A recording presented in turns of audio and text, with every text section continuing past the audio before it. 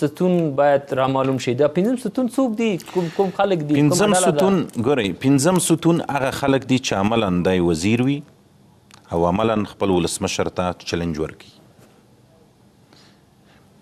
د پنځم ستون ډلې هغه ډلې دي چې عملاً دی دننه په نظام کې وظیفه لري، خپل ګوند او خپلو غړو ته وایي چې ورشه په مظاهرو کې د ټوپکو نه هم استفاده وکړه، د توپنچو نه هم استفاده وکړه، د RPG نه هم استفاده وکړه.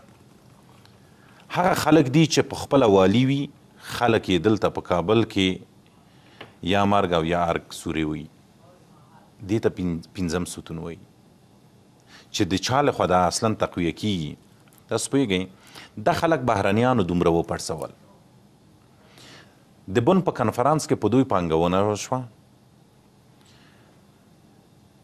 لاروهونکي ټوپک سالار او قمندانان یې راوستل، دوی ته یې چوکۍ او کرسۍ ورکړې، دوی ته یې واک ورکړه، دوی ته یې پیسې ورکړې. دوی دومره اوس وپړسېدل چې دوی د ملي یووالي حکومت ته 50% هم اخلي.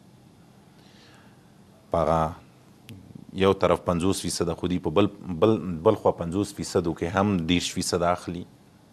بیا هم د حکومت پر ضد راجګېږي، د نظام پر ضد راجګېږي. بیا هم عملاً د دوی اشخاص درته وایي چې موږ افغانستان نه منو، دلته فدرالي نظام غواړو، دلته فلانی غواړو، دلته فلان. دا د هر چا خپله غوښتنه ده، د ووایي.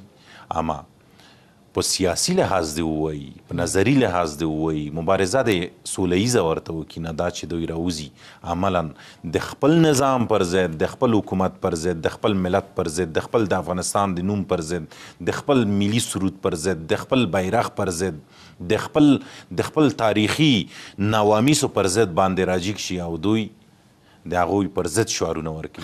د دوی دپاره، د دولت دپاره څه پکار دي؟ دولت ته اوړي چې دولت ونه شو کړی چې ښه کابو کړي، ښه سیاست تر لاس لاندې ونیسي. همدغه کسان کولی شول چې دوی هم په حکومت کې دي، هم تاسو پنځم ستون یې بولئ. ګورئ، دولت کمزوری دی، هیڅوک د پرده په دې نه اچوي چې موږ قوي یو. دولت کمزوری دی. چا کمزوری که؟ په هغه هېواد کې چې عملاً بهرني ځواکونه شتون ولري، بهرنیان هیڅکله نه غواړي چې هلته یو قوي، مقتدر، خپلواک او په ځان بسیا نظام موجودي. او بیا چې په څنګ کې موږ داسې ګاونډیان ولرو لکه پاکستان او ایران.